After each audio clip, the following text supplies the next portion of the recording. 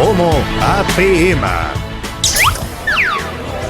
No me grabes, por favor. No grabes, por favor. No me grabes, por favor. No grabes, por favor. Mariló, dalo por hecho. Dalo por hecho. Dalo por hecho. Que tú eres mi vida, Brian. ¿Y Carolina? Bye, bye. Está otro ratito, ¿eh? ¿Cómo se acuestan las manzanas? Para tener manzana. Ni puta idea. La asociación de... La asociación de...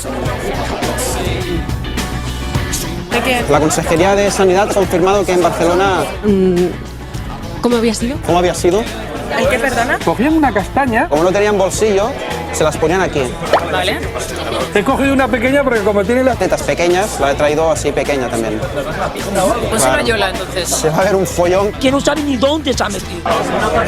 Yo te aconsejo que a una mujer nunca le intentes hacer eso, porque eso te falta respeto. Estamos con Tal Cual y con el programa de Ana Rosa. ¿Tú qué crees? ¿Tenemos posibilidades? Pues la verdad es que Nunca me había preguntado eso, ¿eh? si no fueras tan feo, Te daría un beso. Pues qué suerte tengo de ser tan feo porque me acojona. soy Sí, sí. incómodo. Incómodo de ver porque son mis amigos. Sí, la verdad que sí. Pero vamos, no te importa, ¿no? Eso se supera, joder. ¡Vete a Guggenheim, tú!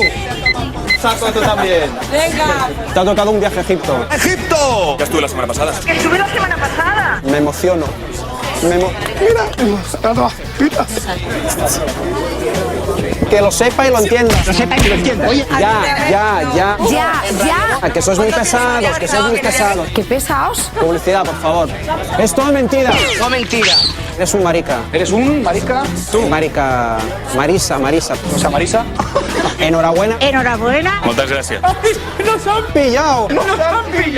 ¿Qué te dedicas en esta vida, macho? Yo, electromecánica. perdón. Electromecánica. Pues que te vaya muy bien. Esto no es de ser inútil. Es de ser inútiles, ¿eh? Es de ser inútiles, ¿eh?